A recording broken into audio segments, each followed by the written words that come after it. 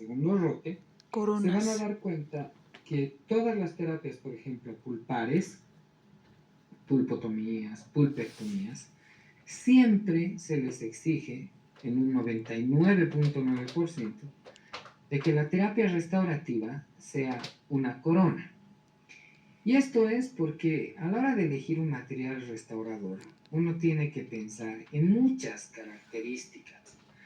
Dentro de las características para elegir, por ejemplo, una resina, la restauración con un composite, uno tiene que pensar que este material, en primer lugar, tiene que tener un tiempo de permanencia en boca. Y chicos, mínimamente o máximo, ¿cuánto dura una resina en boca y por qué? ¿Quién me puede responder? 5 años. Tú haces una restauración de composite. Al paciente, ¿cuánto tiempo le puedes decir de que va a estar en boca esa restauración y por qué?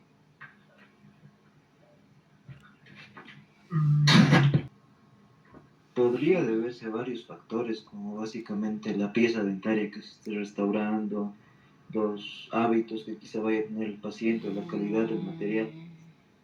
Tener el paciente es un factor determinante para el tiempo de supervivencia de una restauración y eso es muy cierto, ¿no? Sabemos que cuando se dan este tipo de lesiones de caries de la primera infancia, que antes se llamaba caries de biberón o caries rampante, ahí están dos términos antiguos que McDonald los acuñaba en los primeros textos de odontopediatría. McDonald nos decía que síndrome de caries de biberón era esas lesiones cariosas rampantes en piezas anterosuperiores y que se denominaba una caries rampante a esas piezas que estaban muy comprometidas de más de dos superficies por la lesión cariosa, ¿no? Entonces, hoy en día ya no tenemos ese título de caries de biberón, ya hablamos de caries de la primera infancia o caries de la infancia temprana y sobre todo, inclusive si es el niño de 3 años que ya ha consolidado las piezas primarias, ya está afectado por lesiones cariosas, ya se habla de caries de la infancia temprana severa. Pero el tema es lo que nos dice un punto su compañero. El primero es que depende de los hábitos. Claro, ningún material restaurador va a sobrevivir en la pieza dentaria si el paciente no tiene una calidad de higiene post-restauración. O sea, uno no puede pensar que las resinas, que los composites, que la amalgama, que los ionómeros, que una corona de circonia, de porcelana, de metal o cualquier material restaurador que vaya en boca va a estar excelente si es que el paciente no se lava los dientes. No va a pasar eso. Todo material, lastimosamente, va a acumular biofilm. Y ese biofilm puede causar inclusive lesiones cariosas adyacentes a la restauración, lo que se llaman los CARS, o una caries, como antes se decía, recidivante, ¿no? Entonces, en ese sentido, un factor a la hora de elegir la restauración es ver cómo es la calidad de cepillado del paciente. No es solamente pensar, es que estamos en el boom, doctor, de las resinas, de las nanohíbridas y nanopartículas, y hoy en día las resinas. No es así, esto no es una moda. Estamos en salud. Y por ser profesionales en salud, pues tenemos que elegir primero materiales bioactivos. Hoy en día la biomimética habla de materiales biomineralizadores. Los composites no son materiales bioactivos, en primer lugar, para nada. No son biocompatibles por sus componentes orgánicos irritativos al complejo dentino pulpar. Entonces, la resina viene a ser un plástico nada más estético, ¿sí? Por decirlo, y nada más. Pero que tenga una hermosa acción sobre el tejido dentario no la tiene. Entonces, en ese sentido, si nosotros vemos la boca de este niño, donde tiene lesiones cariosas IGDA 6, Monty-Ham, zona 1, 2, progresión 4 activas, no puedo pensar en hacer una masa de resina.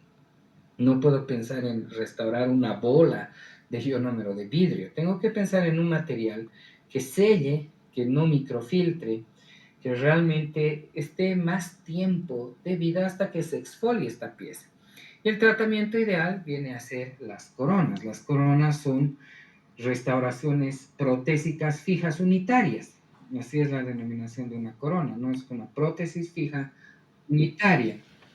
Entonces, las coronas tienen múltiples ventajas. En primer lugar, las coronas prefabricadas, las que estamos utilizando en la clínica, esas coronas Humphrey, que son desde 1956 y no han sido reemplazadas hasta la fecha por otro tipo de coronas en dientes primarios, son las coronas de acero cromo. Son las coronas, antes tenían mayor nivel de níquel, pero por problemas asociados al níquel han bajado su porcentaje y hoy en día tienen más cromo, más acero, más hierro, y entonces son coronas flexibles, entonces son de bajo costo, de alta durabilidad, porque van a mantenerse hasta que la pieza primaria se exfolie y no le afecte nada al proceso de risólisis que puede sufrir la pieza primaria.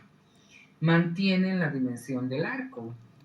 Una corona siempre va a devolver buenos puntos de contacto con las piezas vecinas, lo que es bien complicado una cavidad clase 2 quererla restaurar. Y han visto con la doctora Carla Miranda las consideraciones que tiene que tener una caja proximal. Una caja proximal que tiene que tener un piso supracervical de una profundidad no mayor a 2 milímetros, deben ser paredes convergentes, un istmo de unión entre caja proximal y caja oclusal delgado. Hay muchas consideraciones para que realmente se pueda diseñar una linda cavidad clase 2. Entonces, una corona, en realidad, lo único que amerita es desgaste de la pieza. Inclusive hay técnicas que no se hace ningún tipo de desgaste y ya solamente se va a coronar la pieza. Entonces, son entre sus ventajas que devuelven la longitud del arco, preservan la longitud del arco, establecen buenos puntos de contacto, y que hay en diversos tamaños, ¿no? O sea, hay múltiples tamaños de las coronas que se adaptan perfectamente al requerimiento del paciente. ¿Cuál sería su única desventaja de estas coronas prefabricadas posteriores? Es su estética, ¿no? Es su estética, pero no vamos a colocar, como estamos viendo en la imagen acá, coronas anteriores de metal, aunque hay escuelas, como por ejemplo la Universidad Autónoma de México, la UNAM de México, que sí emplea coronas prefabricadas en sector anterior, pero con técnicas adhesivas para hacer frentes estéticos. Pero en nuestro medio no llegan este tipo de coronas, solamente tenemos las coronas prefabricadas en sector posterior. Entonces, su única desventaja radicaría en eso, la estética. Entonces, si nos ponemos a pensar, tiene más ventajas que desventajas las coronas prefabricadas. Estas empiezan desde 1950 por Humphrey y en la actualidad, ¿no?, ya tienen bajo contenido de níquel, lo que les decía, por el tema de factor de hipersensibilidad al níquel en algunos pacientes, y se ha bajado el porcentaje entre 9 a 12%. ¿Qué ventajas tienen? De paso, que son blandas y maleables. Eso da la posibilidad de que si el niño ha perdido la dimensión vertical por caries y su oclusión se ha vuelto una mordida profunda, nosotros podemos restituir tranquilamente y levantar la oclusión hasta unos 2 milímetros sin mayor problema, porque en el transcurso de unas 2-3 semanas se van aplastando a la oclusión, se adaptan a la oclusión del paciente, por eso son blandas y son maleables. Hay muchos tipos de coronas, ¿no? Entonces hay coronas que ya se llaman precontorneadas o preformadas, que quiere decir que el margen de la corona no es recto, sino ya es abombado. Sabemos que las piezas primarias son con una constricción cervical marcada, como una cinturita, ¿no? Los molares tienen una gran cintura, de donde nacen directamente sus raíces. Y estas coronas son ya contorneadas, quiere decir que tienen ese abombado.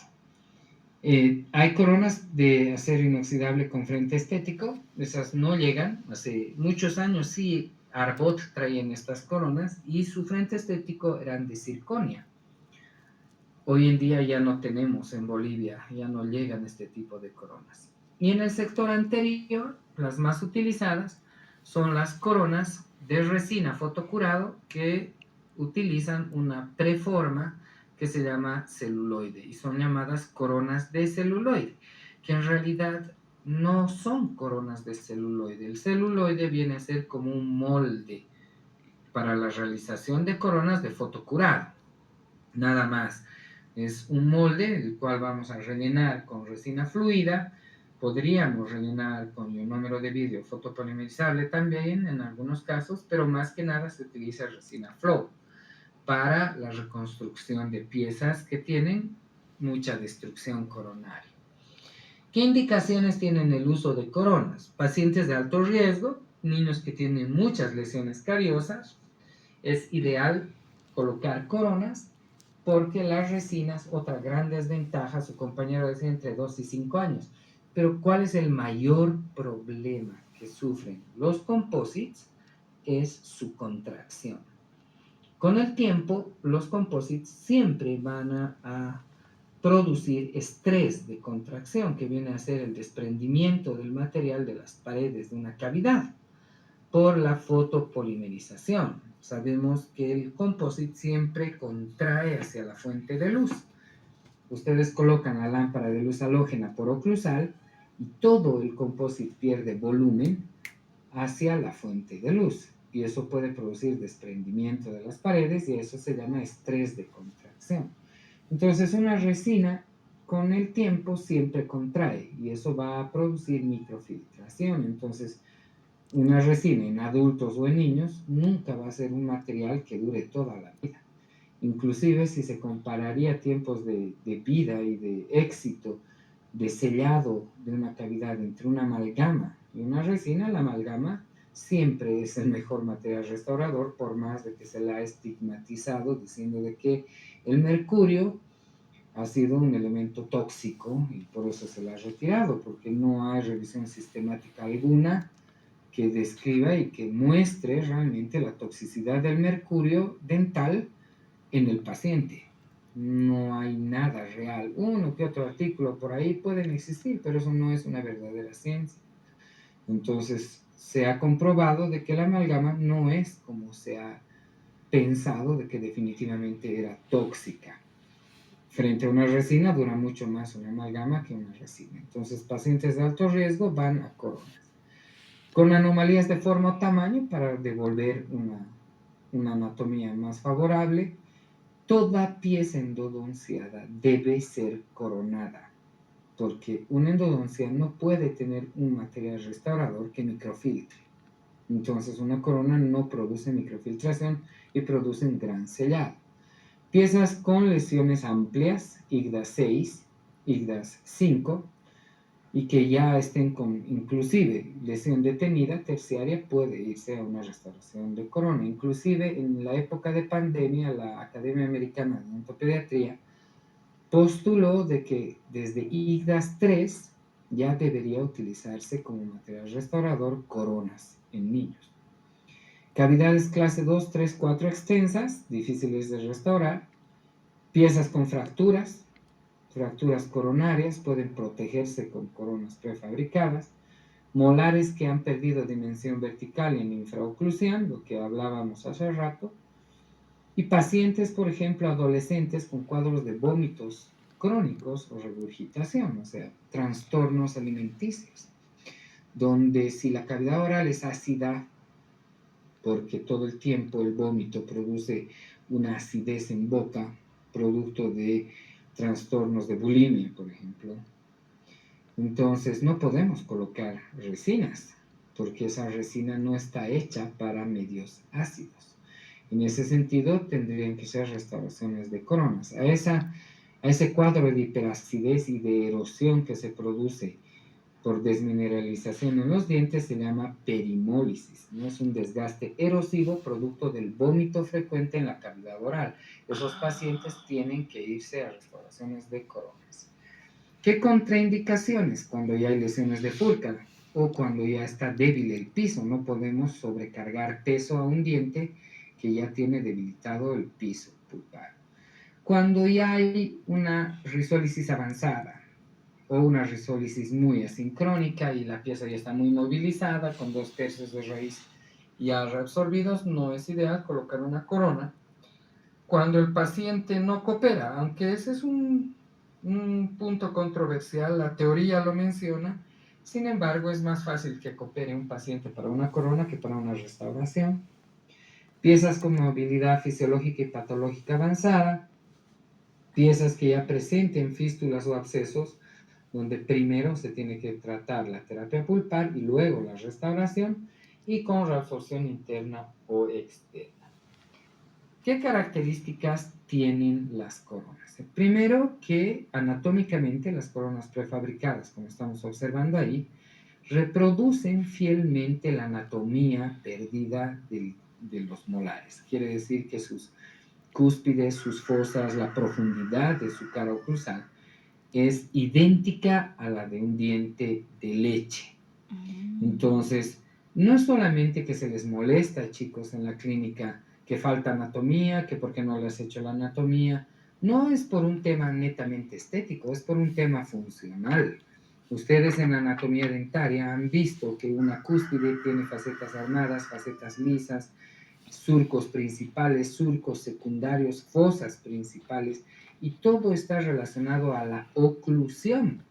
Los puntos ABC, etcétera, son importantes para la oclusión. No podemos hacer una cruz en una restauración. Tiene que devolverse la anatomía, y las coronas reproducen fielmente la anatomía perdida de un molar primario. Luego son delgadas. Si nosotros observamos el corte de esta corona, son totalmente delgadas. Entonces eso amerita que el desgaste de la pieza dentaria no sea grande. El tallado de un molar primario no es igual al tallado de un molar permanente. Aquí los tallados son terminaciones en filo de cuchillo, se utilizan fresas en punta aguja o de lápiz, nada más. Se liberan puntos de contacto, una que otro retoque por vestibular o palatino lingual cuando tenemos tubérculos de Carabelli o Zuckerkant muy pronunciados, y desgaste oclusal. Aquí no estamos haciendo chanfer, filo de cuchillo, chaflán, subgingival, desgastes guía, no, para nada, solamente se hace un desgaste leve. Sus superficies proximales son convexas, el margen cervical puede ser precontorneado. Si yo veo esta corona, tengo las paredes rectas, paralelas. En cambio, esta ya está abombada. Entonces, cuando tiene las paredes rectas, se denominan coronas no contorneadas. Y estas ameritan más trabajo, necesitan de 2 alicates de trabajo. En cambio, las coronas precontorneadas solamente ameritan cierre, inclusive a veces cervical, y nada más. Ya están listitas, solamente para desgaste en margen y colocarlas, ¿no? ¿Qué ventajas tienen las coronas? Que son flexibles, tienen buena anatomía, hemos dicho, son bajo costo, y el tiempo es de trabajo más simple. Tranquilamente, en consulta, cuando uno hace una pulpectomía, puede reconstruir el muñón, espera a la siguiente cita, se talla ese mismo momento, y ese mismo momento se colocan las coronas cuando tienes kits de coronas. Entonces los tiempos hasta de laboratorio se evitan, es menor tiempo de trabajo. Tienen muy buena retención porque son abombadas, entonces su retención está determinada por la constricción propia de la pieza dentaria, y tienen buena estabilidad y durabilidad elevada. ¿Qué instrumento se necesita para el trabajo de las coronas? Podemos, para la medición del ancho mesodistal de una corona, utilizar un compás de punta roma, un compás de puntas secas, un vernier. Podemos tomar una impresión parcial de la pieza antes del tallado, ir y comprar la corona que es del mismo tamaño del diente. Cualquiera de las técnicas es validada. Necesitamos alicates, la pinza 114, la pinza Unitec 800 o 104, que es para contorneo cervical. Podemos utilizar tijeras para oro. En vez de hacer el recorte cervical de la corona con piedras montadas o fresas, también puede recortarse con tijeras para oro. Piedras diamantadas de alta velocidad, si no tenemos la tijera curva para oro, podemos utilizar piedras gruesas de desgaste, generalmente en forma de llama o flama, para desgastar la corona, y gomas para el pulido. y gomas de pulido para baja o para micromotor. Antes de elegir una corona siempre hay que tomar en cuenta varios aspectos. Primero, evaluar la oclusión. Uno tiene que ver si realmente va a poder ingresar o no La corona. una corona. Ujú. Si nosotros vemos, por ejemplo, esta foto, No creo que va a ingresar. Ya tiene mordida profunda ahí, por ejemplo. podríamos pensar, por ejemplo, si no evaluamos la oclusión y hacemos una pulpectomía en esta pieza 7.5, esta 7.5 tiene un IGRA 6, es una lesión grandota y se va a terapia pulpar y planificamos una corona. Pero si nosotros vemos en este niño, fíjense la cúspide de la 6.5 está en íntimo contacto directo con la encía. No hay chance de poner una corona. Si bien yo he indicado que podemos levantar la oclusión, tampoco es abrirle la boca y dejarle en la oclusión. Entonces, para colocar una corona previa a su planificación, hay que evaluar la oclusión. Ver que el antagonista no tenga puntos muy fuertes de contacto con la corona, porque inclusive la podría perforar. En ese sentido, si no se coloca corona, se queda la pieza en un muñón y listo. Porque es una pieza primaria que se va a exfoliar luego. Pero hay que evaluar la oclusión para ver si se puede o no colocar una corona. Tal vez es una mordida cruzada. Entonces, si es una mordida cruzada anterior y yo quiero colocar coronas de celuloide, pues es un fracaso. Primero tengo que destrabar la oclusión y luego poner la corona. Algunos autores indican que para el tallado de la corona se debería colocar anestesia.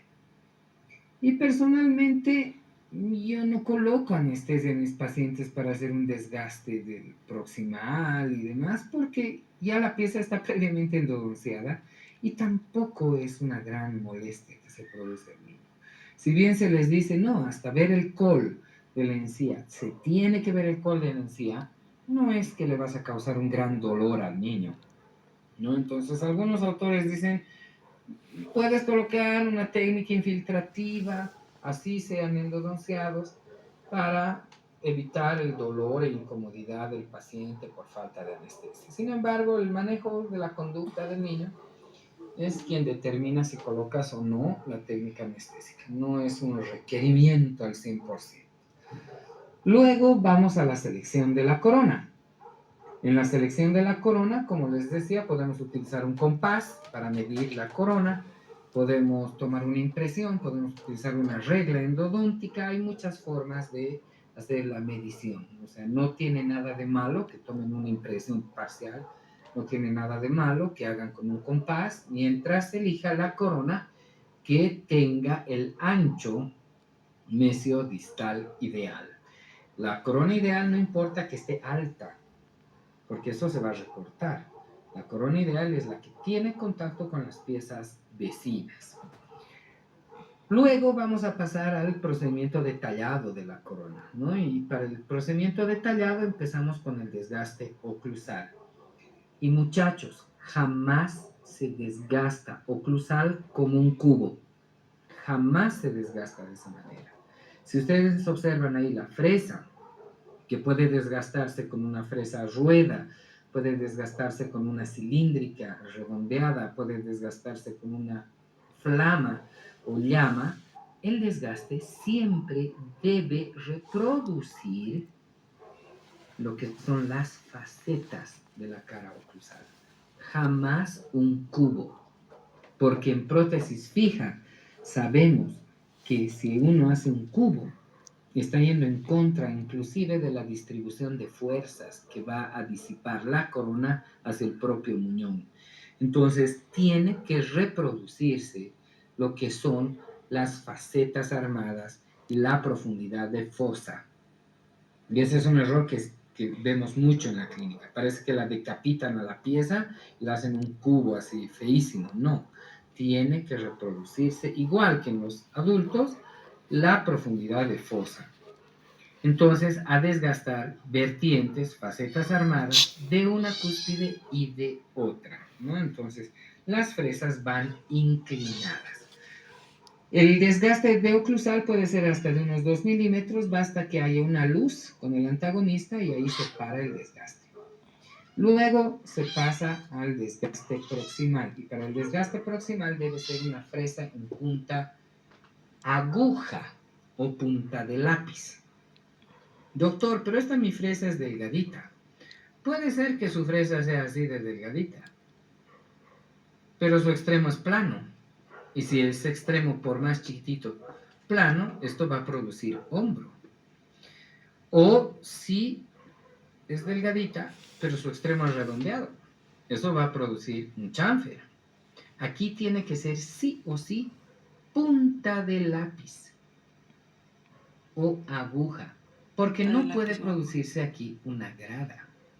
No puede quedar así un esmalte aquí, porque la corona no entra, no ingresa. Y lastimosamente en las piezas primarias no hay punto de contacto, hay área de contacto y es bien abajo. Entonces, desgaste, falta, sigue desgastando, hasta que se vea la encía. Y a veces sangra un poquito, pero no va a pasar nada, ¿no? El niño no se va a morir porque le sangra un poco la encía. Entonces, hay que liberar los puntos de contacto. No puede quedar esa grada. Entonces, ahí estamos con las puntas flama inclinada, como estamos viendo aquí, inclinada la fresa, y basta que ya se forme una luz. Y una vez que esté la luz, pasamos a las áreas proximales, ¿no? Y estamos ahí con la punta del lápiz y entra de vestibular hacia palatino. Entonces no puede quedar como acá. Ahí todavía sigue contactando canino y contacta molar. Y otra cosa, no podemos desgastar al diente vecino y peor si está sano. Para evitar aquello pueden colocar una banda matriz o hacer con calma. Ya ha habido una de sus compañeras que en la clínica desgastó al canino. Eso ya es una iatrogenia, ¿no? Porque ya está desgastando a un diente sano y quitándole estructura. Entonces eso no puede suceder. Por eso la punta del lápiz es bien delgadita y evita inclusive lesionar al diente vecino. Tiene que verse así, liberada la encía totalmente. Y una vez liberada la encía, se procede a redondear toda la preparación. Por eso no utilizamos ningún tipo de fresa que tenga extremo de alguna forma, sino punta de lápiz. Y por último, todos los ángulos que han quedado agudos se los redondea. Entonces la terminación es filo de cuchillo y a nivel de la encía. No es subgingival como en los dientes permanentes. Y si está muy abombado, un tubérculo de Carabelli o Zuckerkant por vestibular, se hace el desgaste con la misma fresa. Entonces a veces se les dice, mira, a ver, pon tu corona, aquí te falta un poquito, desgastas. Aquí te falta otro poquito, desgastas. Pero no hay un verdadero desgaste, ni por vestibular, ni por palatino. Entonces ahí falta desgaste. Sigue viendo punto de contacto, ¿no? En uno de los extremos. Debe ser así, totalmente liberado. Entonces los desgastes vienen entre 1,5 2 milímetros por oclusal y proximales 1,5 a 2 milímetros también. O sea, una simple luz, porque las coronas son totalmente delgaditas. Y ahí vamos desgastando grandes tubérculos, ¿no? Y se redondea toda la preparación. Una vez que hemos tallado a la pieza, vamos a elegir la corona. Y las coronas se las distingue por el sistema de Zsigmondy. El sistema de Zsigmondy es una vertical y una horizontal que forman los 4 cuadrantes, ¿no? Cuadrante superior derecho, cuadrante superior izquierdo y cuadrante inferior derecho e izquierdo. ¿Y cómo se identifica? Toda corona presenta esta nomenclatura. Nosotros, en nuestro medio, no llegan las ABC, A son para incisivos centrales, B para laterales, C para caninos. La En T nuestro para medio mí. tenemos solamente las Ds y las Es. Entonces, la letra de la corona me dice qué pieza es. D, primeros molares, y E, segundos molares. Luego, la vertical, esta vertical de acá, me menciona si es derecha o izquierda. Entonces, el esquema de Zygmundi es así. Todo número, toda letra que esté antes de la vertical, Es derecha. son derechos. Ay, Y si la vertical está después de la pieza, son izquierdos, ¿no? Entonces ahí está el esquema de Zygmundi. La vertical. Si la letra está por delante de la vertical, es derecho. ahorita esto es Y si la vertical está una... antes que la letra, son eh, izquierdos. Luego está la horizontal. Y la horizontal me dice si son superiores o si son inferiores. Es una Entonces, en inferior ese sentido, tengo un cuadrante superior derecho, izquierdo. un cuadrante superior izquierdo, un cuadrante inferior izquierdo y un cuadrante inferior derecho.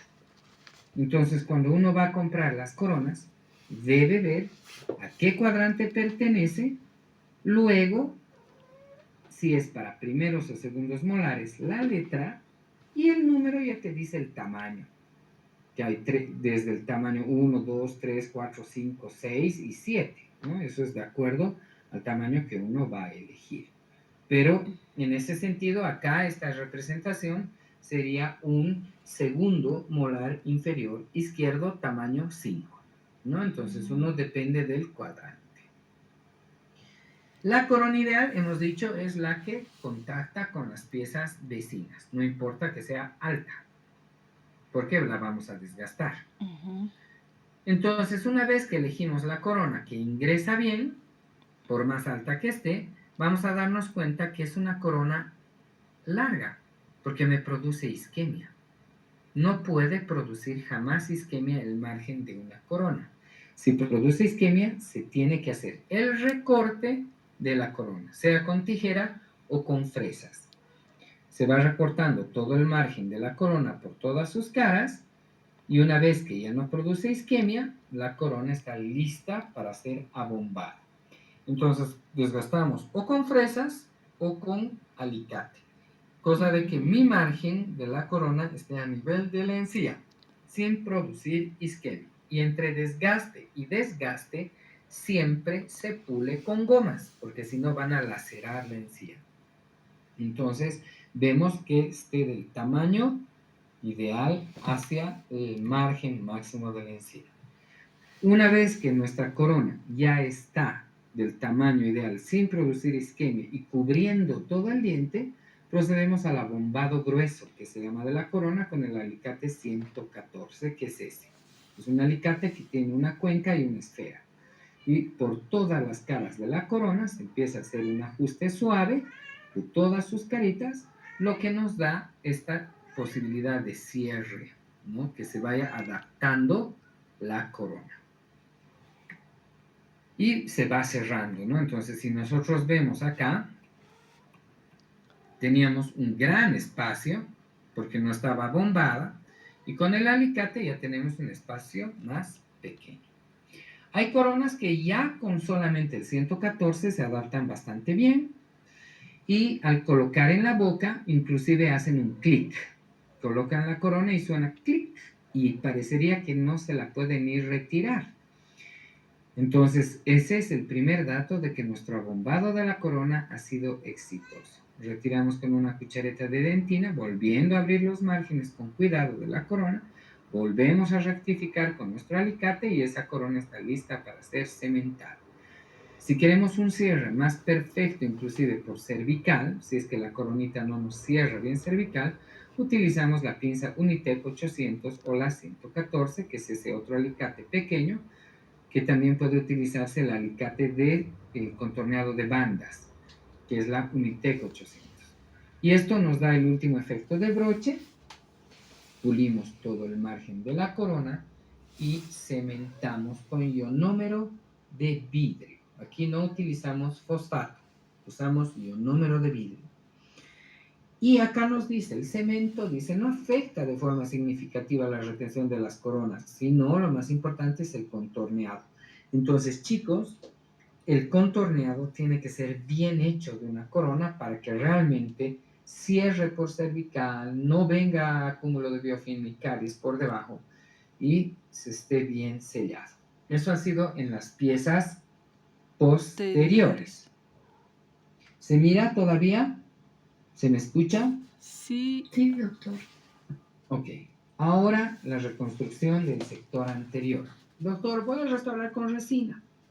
Este dientecito, una cavidad clase 3 o una cavidad clase 4. No, directamente se va a corona de celuloide. ¿Por qué?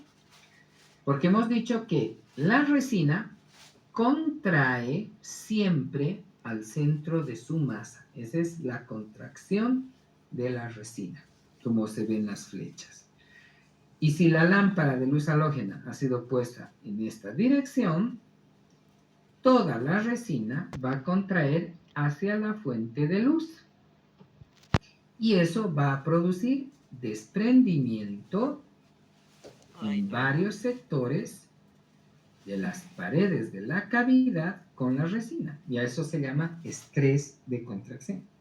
Entonces no hay carillas en dientes anteriores de leche. En piezas permanentes la situación es distinta, pero para dientes de leche no podemos hacer grandes restauraciones. Directamente van coronas de celuloide. Primero, el material contrae y la dentina es mucho más orgánica. Pero doctor, usted está diciendo de que se va a hacer con resina. Sí, porque una cosa es este tipo de restauración que tiene toda esta pared para la resina y otra cosa es englobar a todito el diente con resina, donde la resina va a contraer hacia el diente y no se va a desprender, ¿no? Entonces, ahí está la justificación. No vale la pena en cavidades, pero sí vale la pena englobar a todo el diente con reducción. ¿Qué opciones hay para el sector anterior? Hay coronas de celuloide, coronas de acero preformadas con frente estético. Hoy en día, el boom de las resinas en odontopediatría, perdón, de las coronas en odontopediatría, son las coronas de circonio, pero no hay en nuestro medio, y además el circonio tiene una gran desventaja. Si bien estéticamente es una belleza, es muy biocompatible el circonio, es un material mejor que la porcelana, regenera inclusive la adherencia epitelial, no hay biofilm que pueda pegarse en una circonia. Wow. Lastimosamente no sufre desgaste el circonio, es muy rígido. Y el diente de leche tiene que atricinarse, entonces es una desventaja que sufren este tipo de coronas. Son muy bellas, pero no siguen la funcionalidad de un diente de leche. Hay coronas de acrílico, violón, donde ustedes tranquilamente pueden, esto es así, llevar al protesista, en el caso de que no se consiga coronas de celuloide y demás, puede hacer el protesista con violón, Ivochrome también. Y están las New Smile Aesthetics, que son las coronas de circonio, ¿no? Las Kinder Crowns también. Esas son de circonio. Pero vamos a hablar de las coronas de celuloide. Estas son fabricadas con resina con formas de celuloide, ¿no? Entonces, como estamos viendo aquí, en realidad no es que se va a ir el paciente con su corona de celuloide, con el molde, ¿no? Una vez que se termina la polimerización, se retira. Lo único que ha servido es el molde para dar la anatomía y toda la resina quedó adherida al diente. Tienen buena retención, pero tienen una desventaja, que decoloran con el tiempo. Entonces, mucho depende hasta de la calidad de resina con la que uno tenga que hacer este tipo de coronas. Si son resinas medias truchas, de calidades ópticas malas y demás, pues van a decolorar más fácilmente. Y además hay que decir al paciente que no va a poder estar consumiendo tampicos, Coca-Colas, Fantas, salvietis, chupetes de mucho color, porque van a interferir en el color final de la restauración. Sus indicaciones son las mismas que para las piezas posteriores, pacientes de alto riesgo, que involucren borde incisal, cavidades clase 3 y 4 muy grandes, cambios de color, alteraciones de pigmentaciones, fracturas. Sus contraindicaciones: si hay lesiones muy subgingivales, que ya sean difíciles de restaurar, cuando el diente primario ya tenga una gran movilidad y esté pronto a exfoliar, ya no hay necesidad de poner una corona. Ahí sí se justifica una simple restauración de ionómero de vidrio, foto y listo. Y poca capacidad de cooperar del paciente. Sus ventajas: su estética es aceptable, no es de las mejores, pero es aceptable. A que tenga una lesión cariosa requemada en el sector anterior con diaminofluoruro de plata y los dientes quemados negros, toda la vida una corona de celuloide va a ser 100,000 veces más linda que esos tratamientos feos, radicales. Tienen una resistencia aceptable, no de las mejores, puede fracturarse el material con el tiempo. Son económicas, son baratas, y sus desventajas son que pueden sufrir mayor desgaste. Inclusive se necesita muchas veces más desgaste del tejido. Entonces, estas strip crown, que se llaman las coronas de celuloide, son introducidas por Weber. Usan las formas de celuloide y, como estamos viendo acá, depende mucho del color de la resina que se emplee, pero cumplen estéticas y funcionalidad hasta que se exfolie la pieza de leche buenas. Están indicadas en IGDAS 4, 5, 6, esas lesiones cariosas extensas que abarquen más de 2 o 3 superficies, en anomalías dentarias para devolver formas directamente sin tallado ni nada. Hay para dientes permanentes, igual coronas de celuloide, en dientes que han sufrido traumatismos dentarios. Toda pieza endodonciada previamente siempre va a coronas, pacientes de alto riesgo y pacientes no colaboradores que van a ir a terapias farmacológicas de manejo de la conducta, también pueden realizarse coronas. Sus contraindicaciones: en lesiones de IGDA 6 subgingival que ya no sean restaurables, que no haya chance de restaurar esos dientes, se hará la endodoncia y se los deja así, como raíces sepultadas nada más. Y dientes prontos a exfoliar, ¿no? Si ya se están moviendo los dientecitos, no hay necesidad de pensar en restaurarlas. ¿Cuáles son los instrumentales y materiales que vamos a utilizar? Nuevamente la fresa punta de lápiz para ligero desgaste de proximales, fresa en forma de llama para el desgaste incisal, que va a ser mínimo, unos 2 milímetros máximo. La resina Flow, algunos artículos mencionan que se puede utilizar resina densa, sin embargo el mayor éxito se ha demostrado que es con resina fluida. Tijera parencía, la tijera periodontal de tejidos blandos para hacer el recorte del margen de la corona, así como las de metal hacíamos con fresas, ahora solamente cortando con tijeritas se hace el desgaste de todo el margen. Y las coronas de celuloide. El desgaste es mínimo, 1,5 milímetros de borde incisal, 0,5 por palatino, si es que ameritaría desgastar, si no, no se desgasta nada. Y las áreas proximales de 1 milímetro, ¿no? Entonces, desgaste proximal 1,5 máximo, desgaste incisal 1,5 igual, y todo terminación filo de cuchillo redondeando toda la preparación. Una vez que ya se ha hecho el desgaste, elegimos la corona. Vemos la corona que se adapte mejor al tamaño del diente. Recortamos la corona con tijerita, ¿no? Tijera parencía, como estamos viendo ahí. Vamos recortando todo el margen, no debe producir isquemia igual. Y hacemos una perforación, ¿no? Entonces, si tengo la corona, ya está recortada mi corona, con una sonda exploradora o con una fresita puedo hacer una perforación en uno de los ángulos por incisal. Algunos autores dicen o por palatino, pero tiene que haber una perforación. Y esto es para que salga el aire y no se creen burbujas en el material de la resina flow al momento de colocar la corona llena de la resina. Ya tenemos la corona adaptada, pasamos al procedimiento de grabado ácido de toda la pieza dentaria, vestibular, mesial, distal, palatino, incisal, teniendo un tiempo de 10 segundos de grabado por superficie, haciendo un total de 40 segundos de grabado ácido. Lavamos, secamos profusamente con spray y una vez que está seco, procedemos a la aplicación del sistema adhesivo en todas las caras, frotando vestibular y todas las caras con el sistema adhesivo y polimerizamos 10 segundos por cara, haciendo un total de 40 segundos. Luego, en la corona ya perforada, rellenamos con la resina fluida toda la corona. Es mejor que rebalse, que exista un buen rebalse, que salga por el borde y por la perforación que hemos hecho, inclusive por el margen gingival. Asentamos bien en buena posición.